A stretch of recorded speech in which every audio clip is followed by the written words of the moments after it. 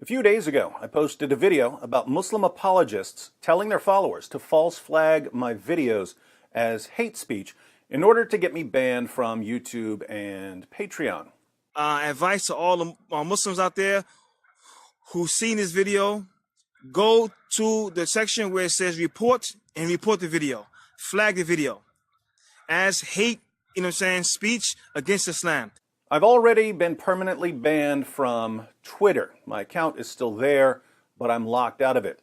And now we're seeing the same thing happening on Facebook, which is weird because I just said, I don't think I'll be banned from Facebook because I don't do much on Facebook, but we'll see what happens there. On April 6th, I got this warning message from Facebook. This post goes against our community standards. It looks like something you posted doesn't follow our community standards. I wrote, a devout Muslim has threatened to rape my mother in front of me. And I included a screenshot of the exchange. From the religion of peace, we have censored off, you blind twit. You will get a taste of it in your grave when the angel will show you what you could have had. Then the doors of hell will open to you, and well see who has the last laugh, you lying piece of censored. I'll rape your mum in front of you. You can't do censored, four-eyed twit. I replied, weird. Most Muslims who threaten my family either say they're going to murder my children or rape my wife, but you seem to be obsessed with my mother. Do you have some sort of fetish for grandmothers who are 50+ years old? Creepy. You know your prophet preferred 9-year-old girls, right?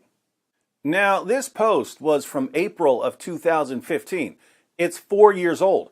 Facebook sent me a warning about it on April 6th of 2019. Why is Facebook sending me a warning about something I posted 4 years ago? Apparently, this is just to take me through the proper steps towards a full ban, because 2 days ago, I got this message. This post goes against our community standards. It looks like something you posted doesn't follow our community standards. What's the post? It's a famous historical photo of Adolf Hitler's meeting with the Grand Mufti of Jerusalem, Hajj Amin al-Husseini. You can see this photograph in Time magazine, on Wikipedia, and so on. But now, for some strange reason, it's a bannable offense to post this picture on Facebook. Here's the punishment.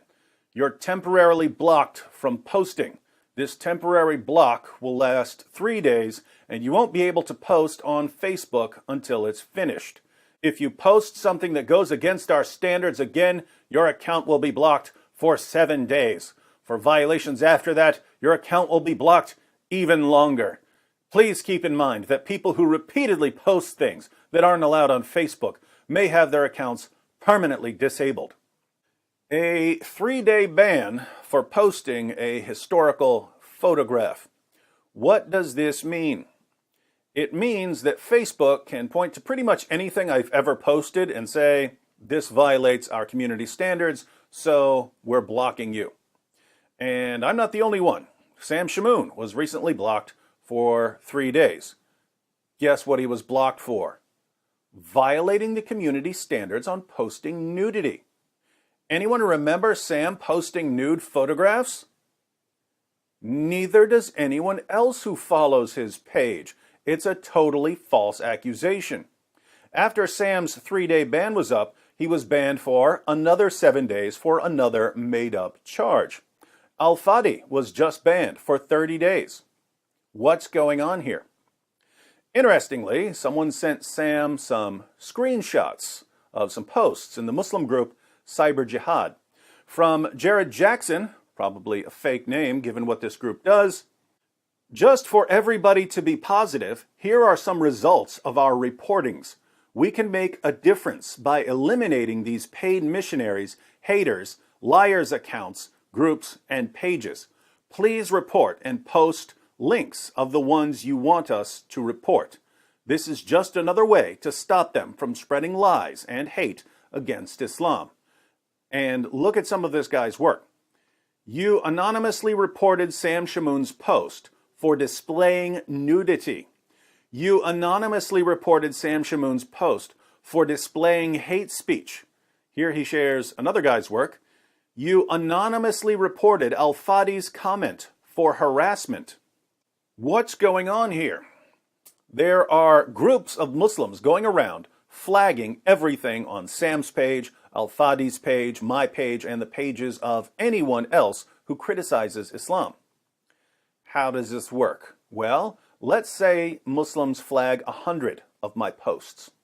Those flags go to reviewers at Facebook.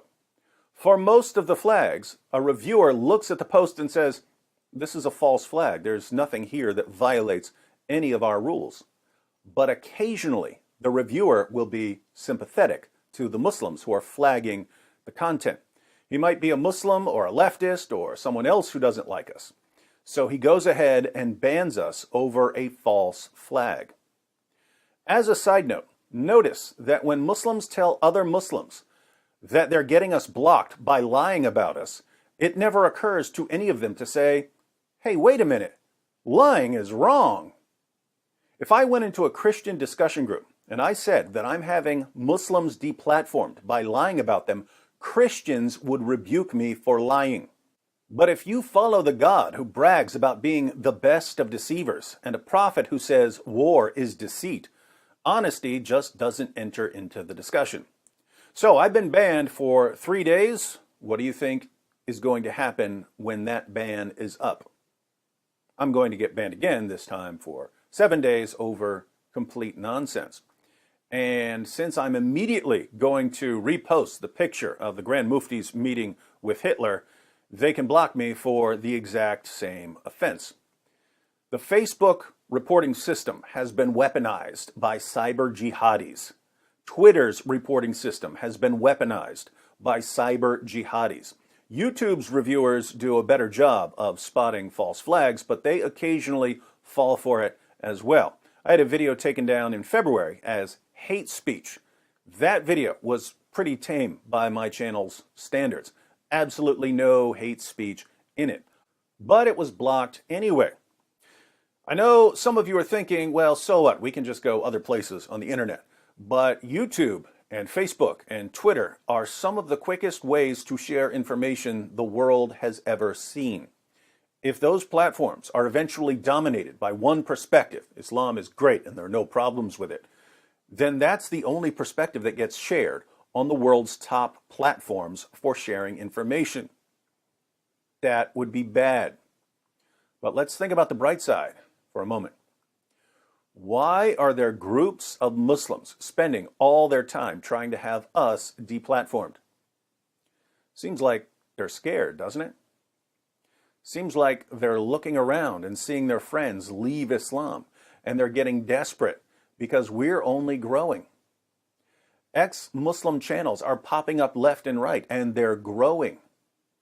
Do the cyber jihadis who are targeting us think that they can win if all sides are allowed to state their cases openly and freely? No, they don't. They know they'll lose, so they have to try to block the spread of information. If we don't let them block the spread of information, what hope do they have for their profit? None.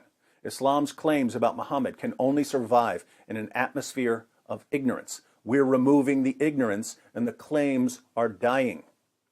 Now, I don't see any way for me and Sam and Al-Fadi to avoid being banned by Facebook, since we're already in the process of being banned. It's just going to be one ban after another.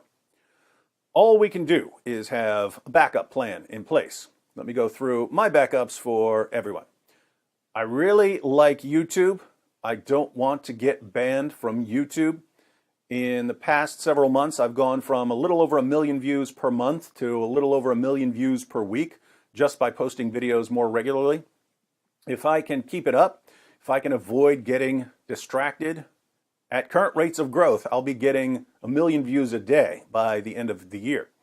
That's a huge impact. That's why the cyber jihadis are terrified. That's why I don't want to get banned. But if I do get banned, we'll just start over on a platform that doesn't want to be a pawn in the hands of the global jihad. My video backups, if I get banned by YouTube, are BitChute and Minds. The links to my accounts are in the description box. I might do a separate video on why I think that Minds is soon going to become a very popular alternative to YouTube. But for now, I'll be posting backups of my videos on Minds and BitChute. I go live sometimes, usually with guests. My backup for live streaming, in case I get banned by YouTube, is DLive. I don't have an account there yet, but I just saw earlier today that PewDiePie is now using DLive for live streaming, which means that DLive is probably going to start blowing up. And it would be fantastic for there to be serious alternatives to the main platforms. As long as there's nowhere else we can go, the main platforms can treat users like garbage and tell us what we're allowed to say. If people start flocking to other sites, you're going to see the main platforms get a lot more serious about keeping people happy. So kudos to PewDiePie for sticking it to YouTube. I really don't care about getting blocked by Twitter and Facebook, aside from the principle involved. I've never been a huge fan of Twitter or Facebook. I used them, but only because they're popular. Once they started banning people for their opinions, I really wasn't terribly interested in being on these platforms. Since I'm already blocked from Twitter, I've made a Gab account. I haven't started using it consistently yet, but I'll get there. The link to my Gab page is in the description box. As an alternative to Facebook, I think Minds might work for that as well. Minds is like a kind of cross between YouTube and Facebook. You can post videos, but you can also post messages or pictures. So we'll see what happens there. My backup, if I get banned by Patreon, is Subscribestar. The links to both accounts are in the description box. Some of my supporters on Patreon have been asking me if they should switch to Subscribestar. I would say yes if you personally don't want to use Patreon anymore. Due to the way that Patreon has banned certain creators, some people don't feel comfortable using the platform anymore. If that's you, then by all means, don't use the platform. My view is that I'm going to continue using all of these platforms until they ban me and then expose them for banning me. And when they do ban me, whether it's Patreon or YouTube or whatever, I'd like to be as popular as I can be on that platform so that people notice. So I wouldn't tell anyone to leave these platforms, but if you don't want to use one or more of these platforms, don't use them. And if you leave a platform, be sure to send them a message telling them why you're leaving. If I end up getting banned by Patreon and Subscribestar, I'll probably go crypto or something. Whatever happens, we'll make it work and we'll keep pressing forward. To the cyber jihadis who are watching, I'll say it again. You cowards, if you want to stop me, or even if you want to slow me down, you'd better saw my head off. Because apart from that, I'm coming after your prophet. Only I'm not going to be nearly as gentle on him as I've been in the past. Hugs and kisses.